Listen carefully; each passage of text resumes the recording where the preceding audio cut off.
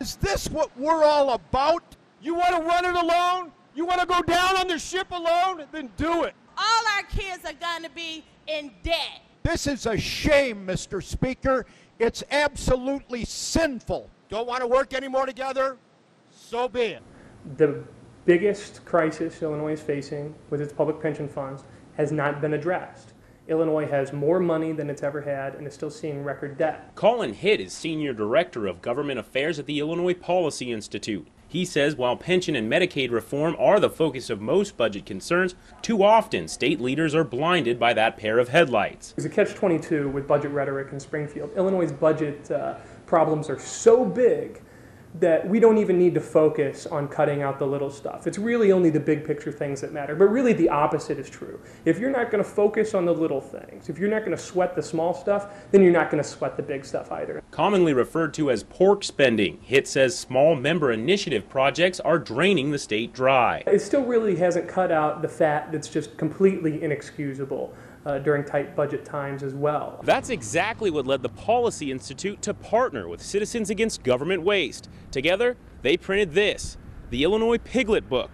The last edition was printed in 2010. It highlights taxpayer-funded projects that are inexcusable, things that are not a priority for any government, especially one as broke as Illinois. Things like ongoing employee education for state workers. Taxpayers are paying tuition for government workers to go back to school so that they can then return to their jobs and automatically receive taxpayer-funded raises. Grow Your Own Teachers is another program that Hitt says just isn't paying off. The idea is to transform community members into public school teachers, but the fact is the program's received almost $20 million over the last 5 years and has generated fewer than 30 teachers at an expense of something like $600,000 per teacher created. We don't get the best bang for our buck.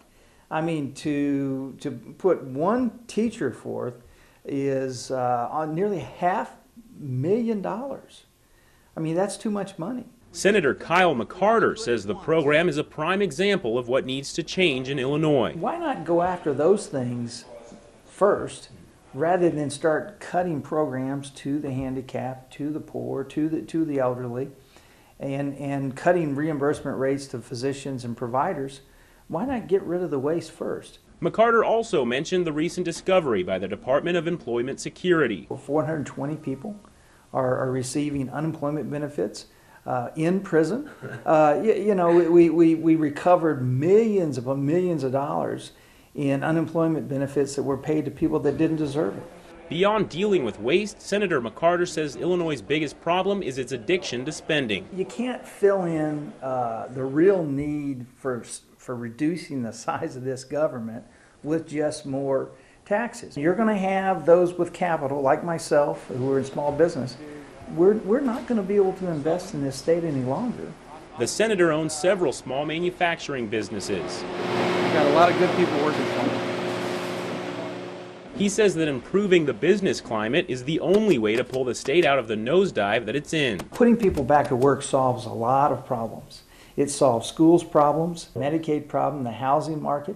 I mean, if you just put people back to work, it would solve a lot of problems. Without giving businesses an incentive to invest in Illinois, McCarter says the future looks grim. It's going to be whether we travel 15 minutes to get across town to see our kids, grandkids, or we travel 15 hours to go to another state. Because our kids will not be able to stay in Illinois if we continue on this path. They are not going to voluntarily pick up that big burden of debt that we're putting on them.